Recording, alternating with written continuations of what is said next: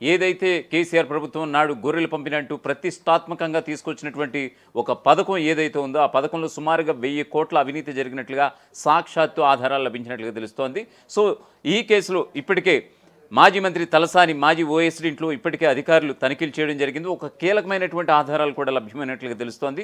సుమారుగా ఈ కేసులో 1000 కోట్ల స్కామ్ జరిగినట్లుగా గుర్తించారట.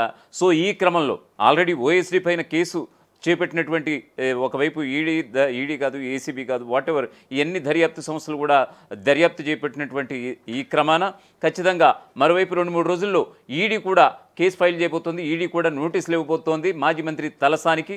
సో ఈ క్రమంలో మాజీ మంత్రి తలసాని అరెస్టుకు కూడా రంగం సిద్ధమైనటువంటి వార్తలు అయితే చాలా గుప్పమైనటువంటి ఒక విధాన అర్థమవుతోంది. సో ఈ క్రమంలో తలసాని మెడకు బిగుస్తున్నటువంటి గొర్రెల స్కామ్ ఉచ్చు. తలసాని ఓఎస్డీ ఇంట్లో పక్కా ఆధారాలు లభ్యం. 2-3 రోజుల్లో తలసానికి ఈడీ నోటీసులు. గొర్రెల స్కామ్లో 253 కోట్ల కుంభకోణంగా తేల్చినటువంటి కాగ్. గొర్రెల స్కామ్లో 1000 కోట్లు జరిగినట్లుగా ఈడీ గుర్తింపు.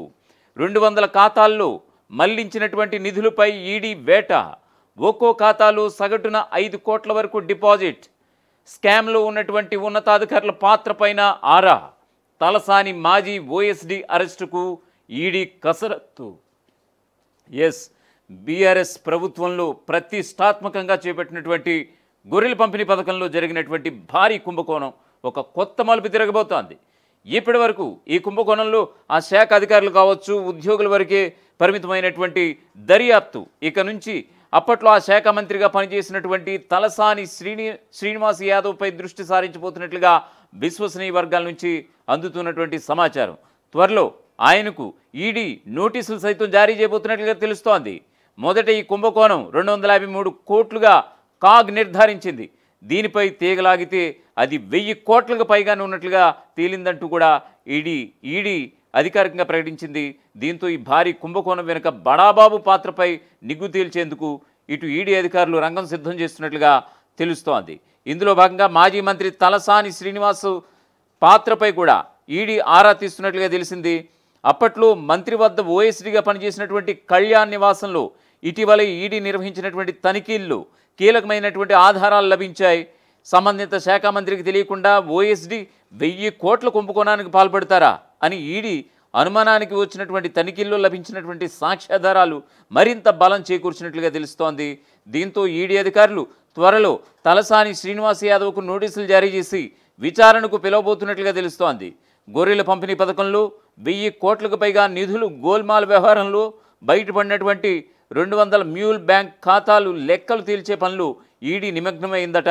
గొర్రెలు కొనకుండానే కొన్నట్లుగా, సరఫరా చేసినట్లు, లబ్ధిదారుల బ్యాంక్ ఖాతాల్లోకి నిధులు జమ చేసినట్లుగా సాగినటువంటి ఈ అవినీతి దందాపై లోతుగా ఆరా తీయడం మొదలుపెట్టింది ఈడీ. ఇప్పుడు ఈ కుంభకోణంలో కీలక సూత్రధారిగా ఉన్న నాటి పశు సంవర్ధక శాఖ మంత్రిగా ఉన్నటువంటి తలసాని శ్రీనివాస్ యాదవ్, ఓఎస్డీ కళ్యాణ్ కుమార్తో పాటు కొందరు లబ్ధిదారులు, దళారుల ఇళ్లలో జూలై 30న ఈడీ నిర్వహించినటువంటి సోదాల్లో దాదాపు 200కు పైగా నకిలీ మ్యూల్ బ్యాంక్ ఖాతాల పత్రాలు, డెబిట్ కార్డులు, 31 మొబైల్ ఫోన్లు, 20కి పైగా సిమ్ కార్డులు దొరకడం తెలిసిందే. అయితే ఈ బ్యాంక్ ఖాతాలు ఎవరివి, వాటిల్లోకి డబ్బు ఎవరి నుంచి మళ్లించారు, ఆ తర్వాత ఆ నిధులు మళ్ళీ ఏ బ్యాంక్ ఖాతాలకు వెళ్ళిపోయాయి, ఒక్కరి ఇంట్లోని భారీగా బ్యాంక్ పాస్ పుస్తకాలు, డెబిట్ కార్డులు ఎందుకున్నాయి అనే అంశాలపై ఇప్పుడు ఈడీ లోతుగా దర్యాప్తు చేస్తోందట. ఇక ఈడీ గుర్తించినటువంటి 200 మ్యూల్ బ్యాంక్ ఖాతాలకు అలాగే బెట్టింగ్ యాప్స్కు లింకు ఉండడంతో ఈ కేసు మరో కీలక మలుపు తీసుకుంటోంది. గొర్రెలు మేకల అభివృద్ధి సహకార సమాఖ్య హెడ్ ఆఫ్ అకౌంట్ నుంచి మ్యూల్ అకౌంట్లలోకి వెళ్ళినటువంటి నిధులు చివరిగా డబ్బు డిపాజిట్ అయినటువంటి అకౌంట్లను గుర్తించే పనిలో ఈడీ నిమగ్నమైంది. ఒక్కో మ్యూల్ ఖాతాలో సగటున 1 కోటి నుంచి 5 కోట్ల వరకు డబ్బు డిపాజిట్ అయినట్లుగా ఈడీ ప్రాథమిక ఆధారాలు సేకరించింది. ఈ నేపథ్యంలో ఎక్కువ మొత్తంలో డబ్బు డిపాజిట్ అయినటువంటి అకౌంట్లను గుర్తించి ఫ్రీజ్ చేసేందుకు వీలుగా సంబంధిత బ్యాంకులకు లేఖలు రాయబోతోంది. అలాగే అనుమానాస్పద లావాదేవీల ఆధారంగా సంబంధిత ఖాతాదారులకు నోటీసులు ఇచ్చి మరీ విచారించేందుకు కూడా సిద్ధమవుతుందట. ఇక గొర్రెల పంపిణీ పథకంలో కొల్లగొట్టినటువంటి ప్రజాధనం ఎవరి జేబుల్లోకి వెళ్ళిందన్నటువంటి అంశంపైన ఈడీ ఆరా తీస్తోంది. లంచం సొమ్మును వాటాలు వేసుకున్న వారిలో ఏ స్థాయిలోని వారున్నారు సరే దానిపై దృష్టి పెడుతున్నట్టుగా తెలుస్తోంది. గతంలో ఏసీబీ దర్యాప్తు సందర్భంగా అరెస్ట్ అయినటువంటి వారితో పాటు ఆ సమయంలో పశుసంవర్ధక శాఖలో కీలక అత్యున్నత స్థాయిలో పనిచేసినటువంటి అధికారులకు ఏమైనా సంబంధం ఉందా అనేటువంటి కోణంలోనూ దర్యాప్తు కొనసాగిస్తోంది.